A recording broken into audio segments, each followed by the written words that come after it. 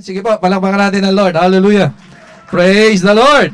So, yung pong inawit natin kanina, the reason I live is to worship you, di ba? Sabi nga. So, one of the things that we can do really in honor of our God who created us, who has given us life, is to honor Him and to worship Him.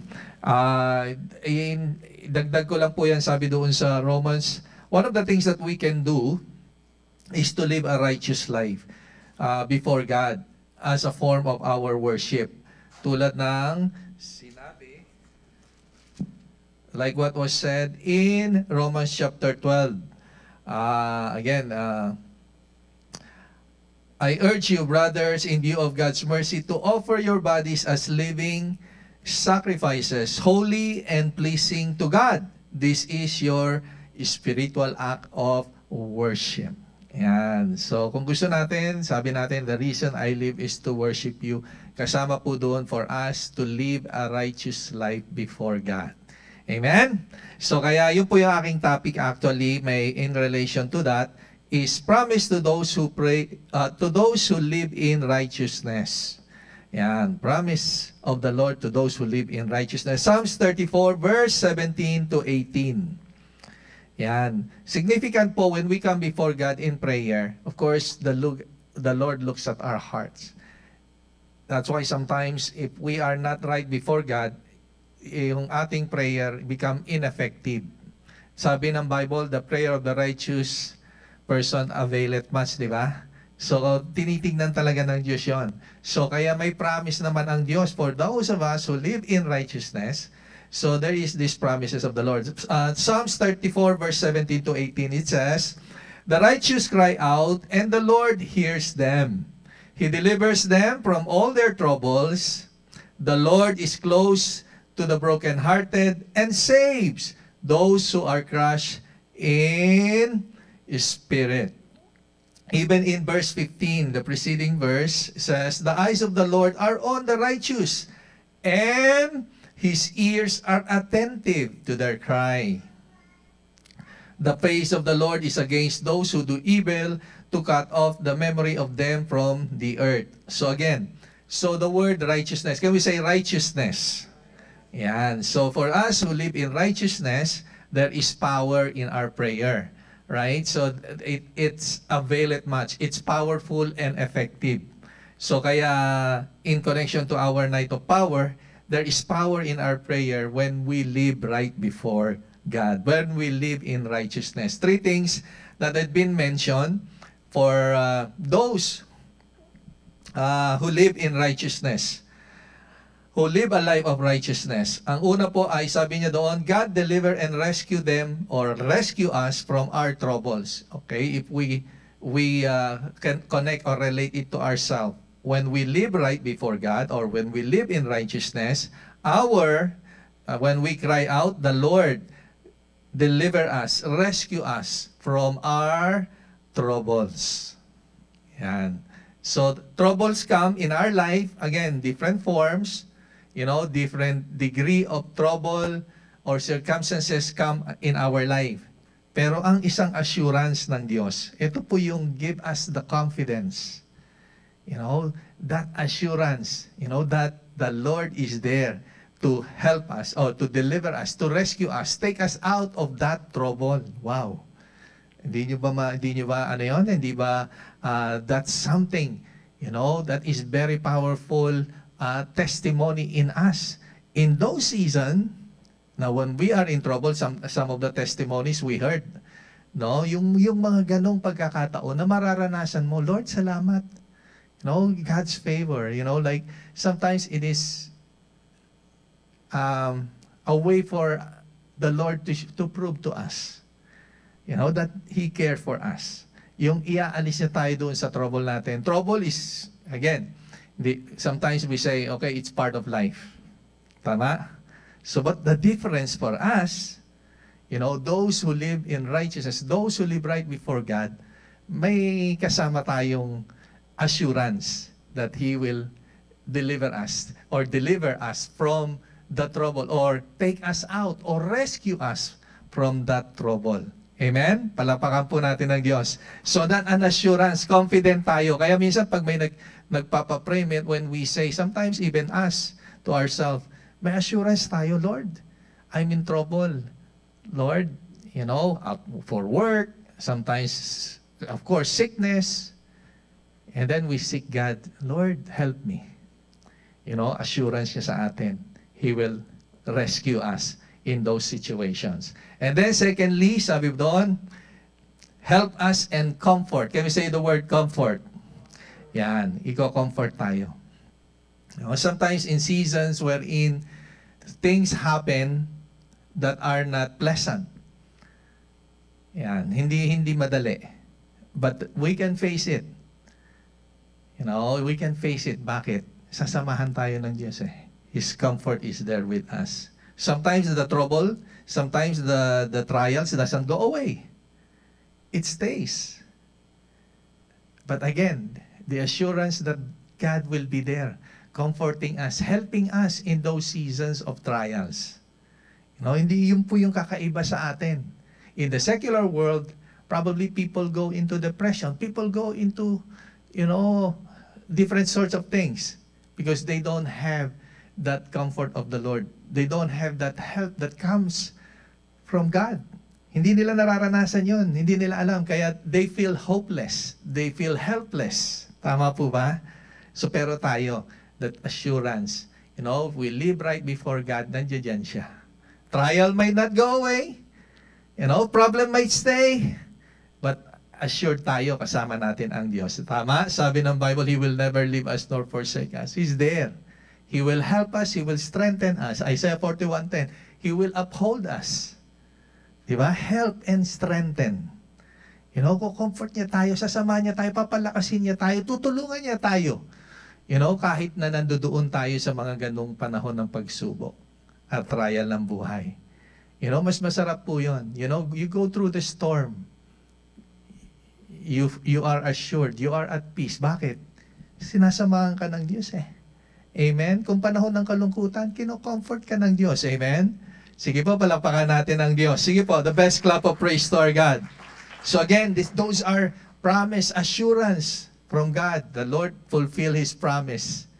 He is not like man who will lie. He can stand and fulfill His promise before us. But again, to those who live in righteousness. Pag tumawag ka, sabi nga, the righteous, the prayer of the righteous availeth much. So kung tama, powerful yon. Hindi kayo bibiguin ng Diyos. And then lastly, it says, God is willing. Can we say willing? Yan. Ito minsan yung nagbibigay sa atin ng doubt. Yung nagbibigay sa atin ng doubt. Sometimes people ask me and they say, Pastor, can you pray? Of course, siyempre, sino ba naman hindi? My duty as a pastor, di ba? Is to help and to pray. Pero I always try to direct them and lead them to put their trust in God, not in me. And I always say, God is willing if you can believe Him. I cannot do much. I can only guide you. I can help you. I can lead you. But kailangan, kaya mo siyang paniwalaan. You need to trust Him and believe that He can. Right? So, kaya Sister Tess, naalala ko, sabi ko, i-divert ko nga para makita niya ang pinakikinggan ng Diyos yung kayang maniwala. That God is able to respond to those who can believe.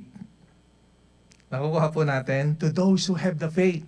That's why the Bible says, Hebrews 11:6, without faith it is impossible to please God. So all I can do is direct. If you don't have the faith to believe, even if I can believe all the impossibilities, but if you cannot, it's hard. Tama-tama naman, ang kasama ni Joshua, si Jobert. Nakukuha po ninyo? So during that time, use Jobert, I know he has the faith to believe that God can make a miracle. So nung pinag-pray niya, yun, nagulat si Sister Tess. And that is God's work. Again, without faith, it is impossible to please God. For those who come to Him must believe that He exists and that He rewards those who diligently seek Him. those who earnestly seek Him. So, kailangan po talaga. Right? So, mahalaga po yon.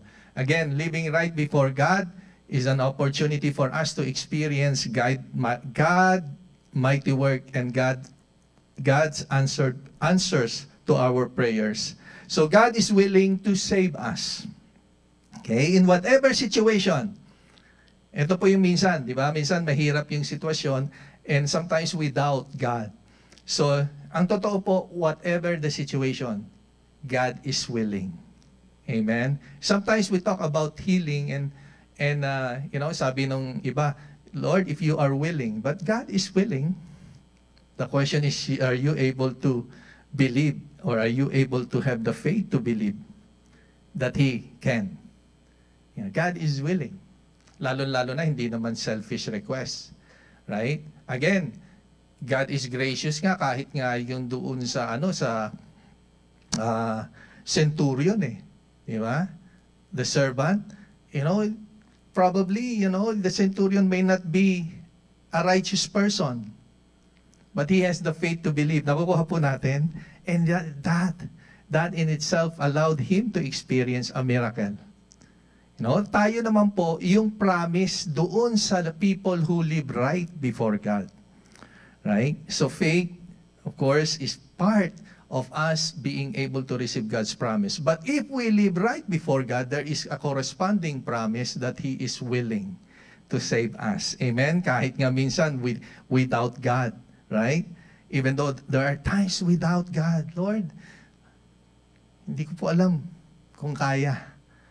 Lord, I feel hopeless. But God, because God sees us living right before Him, tinutugon po ng Diyos, God respond to that life that we have. Amen? Sige po, palakpakan natin ang Lord. Minsan pa. Again, God delivers and rescue us from our troubles. God is there to help us and comfort us in seasons of our trials. God is more than willing to save us in whatever difficult situations we are in. Okay? Let me end in this. God's promises, God promises us hope and assurance, reminding us who put our faith in Him, reminding believers that God is always willing, He is always near and ready. Okay? Sana maunawaan po natin. To have that confidence living right before God, living in righteousness. Grant us the confidence. Say, I know, Lord, you are willing. I know you're near and ready. That He is able to help those who are suffering and to those who are in trouble. So whatever our situation, again, let this be an opportunity for us to be a recipient of that promise of God. Hindi niya tayo pababayaan. Are you in trouble? Probably. Yes, some of us, again, sometimes are in trouble. In this season, sabi nila, I heard there are some that had been affected. Those employment of some of the people that had been affected because of the trade war. People are in trouble on how they can support their families. People are in trouble sometimes, in school, right? So sometimes you are failing. Sometimes you are not able to cope up with studies, or sometimes there are trials in our families. May mga sakit. May mga sakit karamdaman na hinaharap tayo, na mahirap. Right? So, I hope and I pray po, even in those seasons that we feel overwhelmed with the things and we felt, trouble is upon us, then let's remember there is promise from God for those who live right before Him. Hindi niya tayo pababayaan. Amen? Sige po, tayong lahat ay tumayo. Okay. Sige po, palakpakan natin ang Lord. Can we give a clap of praise to God? And can we request our music team to come and join us?